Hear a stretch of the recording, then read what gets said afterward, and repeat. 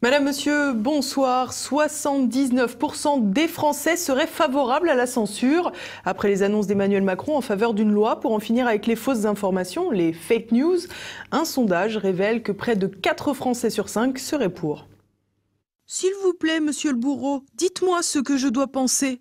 On pourrait ainsi résumer la scène. Un sondage révèle que 4 Français sur 5 seraient favorables à une loi sur les fake news. Alors qu'Emmanuel Macron a été élu avec un soutien indéfectible des médias du système, il a fait savoir lors des vœux à la presse qu'il envisageait une nouvelle loi pour contrôler les informations diffusées sur Internet.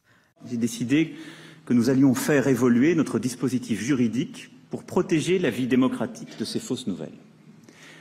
Un texte de loi sera prochainement déposé à ce sujet. En période électorale, sur les plateformes Internet,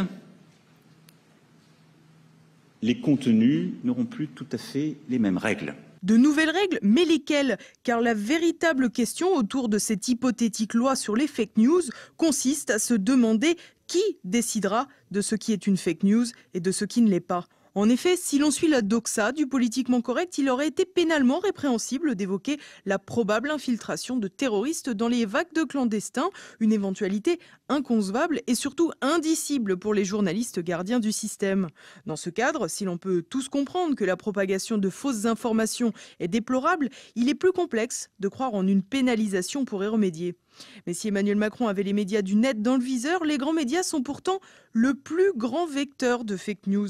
En effet, la force de frappe et donc de diffusion des médias du système, détenus par les grands patrons proches du pouvoir, est bien supérieure, du moins pour le moment, à celle des médias alternatifs. Tout porte donc à croire que la presse de l'establishment distribuera les bons points selon des règles bien éloignées de la vérité. On a vu par exemple la naissance de Décodex, un prétendu décodeur d'informations dépendant du quotidien Le Monde, qui distribue les bonnes notes aux copains et jette l'opprobre sur tous les médias qui ne vont pas dans leur sens. Car c'est bien de cela dont on parle, pas de la véracité objective d'une information, mais de tout ce qui l'entoure. Ainsi, une analyse d'un éditorialiste à rebours de la doxa pourrait très bien être taxée de fake news.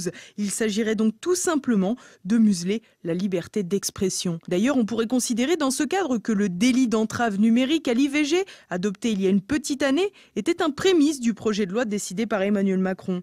En effet, quand le texte a été voté, il n'a pas été question d'arrêter des fausses informations, mais des informations, je cite, faussées, autrement dit, présentées, comme le refuse le tribunal du politiquement correct.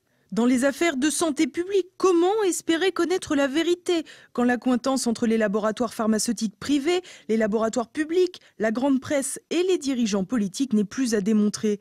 Eh bien, c'est bien connu, l'enfer est pavé de bonnes intentions. Si l'idée de limiter les informations objectivement fausses, notamment au cours des campagnes électorales, peut totalement s'entendre, la subjectivité du jugement quant à la fausseté de ces informations, tant par le tribunal médiatique que par les juges, rend la tâche aussi peu aisée que désirable. Car dans les deux cas, les censeurs sont du côté du pouvoir. La loi contre les fake news sera donc une nouvelle démonstration de la loi du plus fort.